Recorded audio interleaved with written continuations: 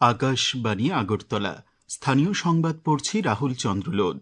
এখনকার বিশেষ বিশেষ খবর হল, রাজ্যপাল ইন্দ্রসেনা রেড্ডি নাল্লু বলেছেন, রাজ্যের গ্রামীণ অর্থনীতিকে উন্নত করার লক্ষ্যে স্বসহায়ক গোষ্ঠীগুলি সক্রিয়ভাবে কাজ করছে। মুখ্যমন্ত্রী অধ্যাপক ডাক্তার মানিক সাহা বলেছেন, এডিসি এলাকায় সাম্প্রতিক কিছু অনভিপ্রেত ঘটনায় জড়িতদের বিরুদ্ধে কঠোর আইনানুগ ব্যবস্থা গ্রহণ করা হবে। প্রধানমন্ত্রী নরেন্দ্র মোদী বলেছেন, ভারত কখনো কোনো ধরনের সন্ত্রাসবাদের কাছে মাথা নত করবে না এবং সন্ত্রাসবাদীদের ষড়যন্ত্র কখনো সফল হবে না। উত্তর পূর্ব অনূর্ধ্ব ১৫ বছরের মেয়েদের ক্রিকেট প্রতিযোগিতার দ্বিতীয় ম্যাচেও ত্রিপুরা জয় পেয়েছে। এবারে বিস্তারিত সংবাদ। রাজ্যপাল ইন্দ্রসেনা রেড্ডি নাল্লু বলেছেন, রাজ্যের গ্রামীণ অর্থনীতিকে উন্নত করার লক্ষ্যে স্বসহায়ক গোষ্ঠীগুলি সক্রিয়ভাবে কাজ করছে।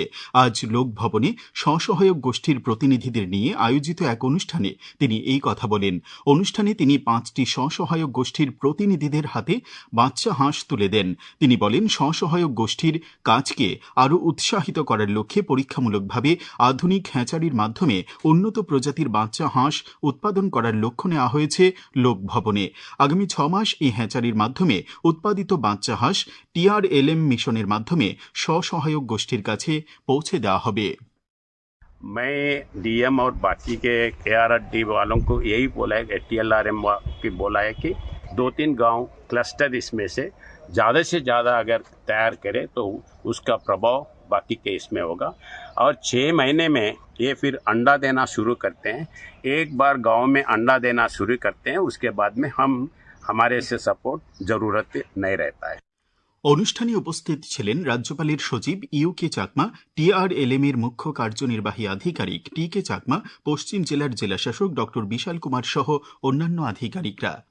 মুখ্যমন্ত্রী অধ্যাপক ডাক্তার মানিক সাহা বলেছেন, এডিসি এলাকায় সাম্প্রতিক কিছু অনভিপ্রেত ঘটনায় জড়িতদের বিরুদ্ধে কঠোর আইনানুগ ব্যবস্থা গ্রহণ করা হবে।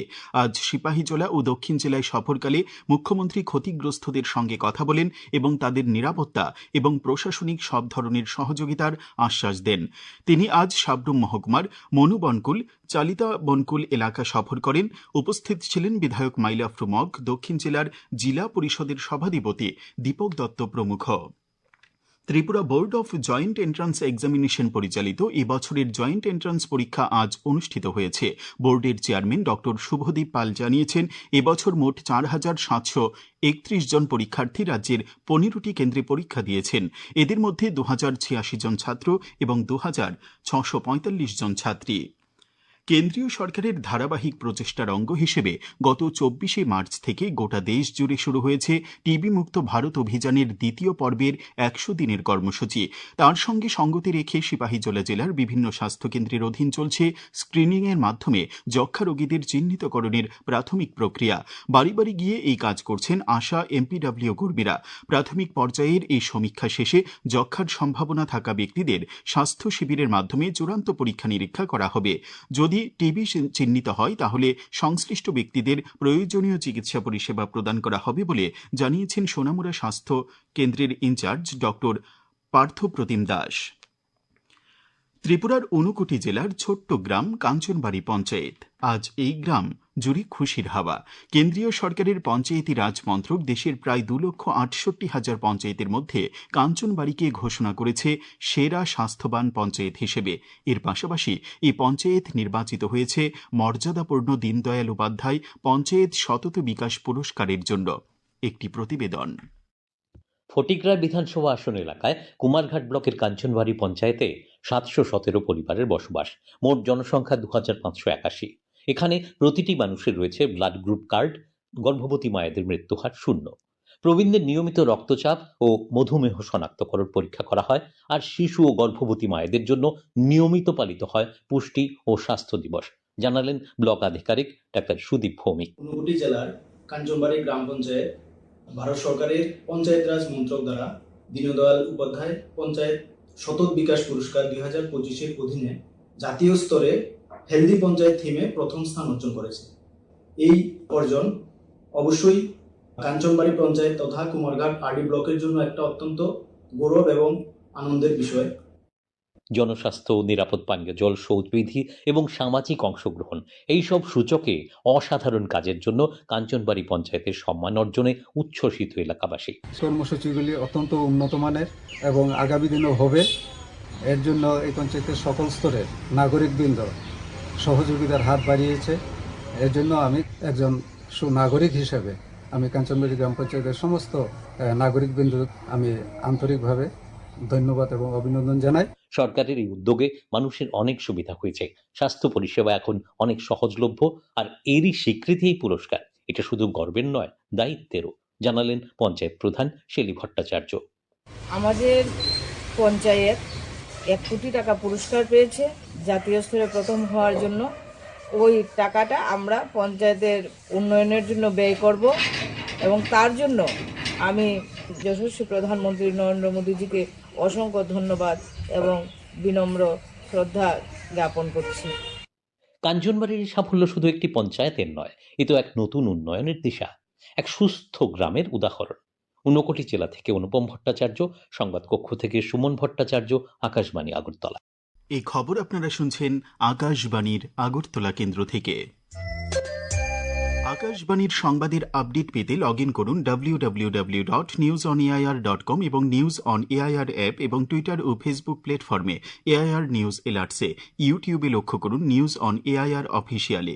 এছাড়াও আকাশবাণী আগরতলার সংবাদ আপডেট পেতে দেখুন টুইটার বা এক্স হ্যান্ডেলে আকাশবাণী নিউজ আগরতলা, ফেসবুকে এআইআর নিউজ আগরতলা এবং ইউটিউবে আকাশবাণী নিউজ আগরতলা।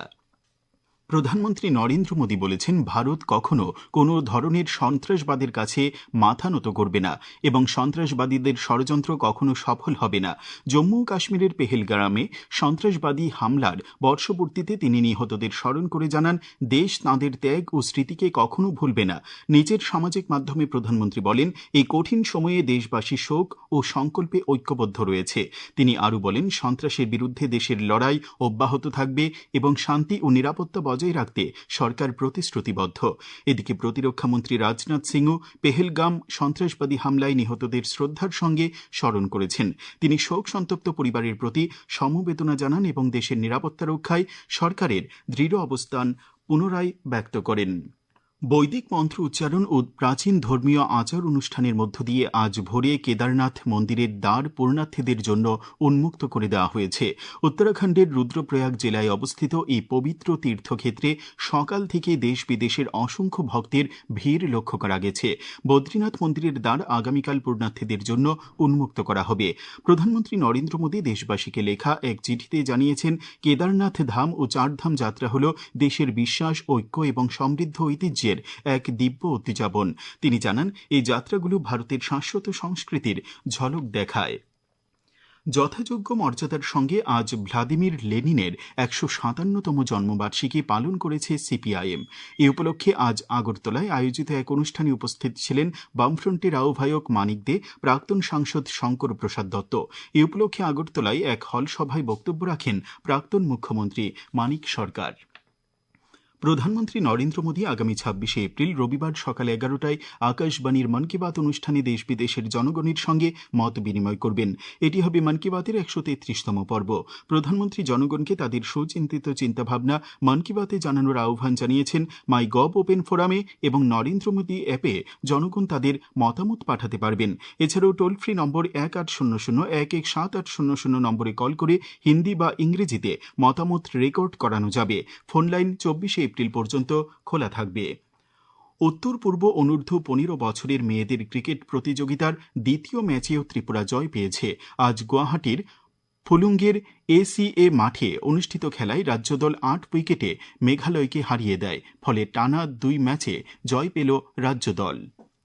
আবহাওয়ার খবর। আগামী ২৪ ঘণ্টায় উত্তর জেলা, ঊনকোটি এবং ধলাই জেলায় ৪০ থেকে ৫০ কিলোমিটার বেগে ঝড়ো হাওয়া সহ বৃষ্টিপাতের সতর্কতা জারি করেছে আবহাওয়া দপ্তর।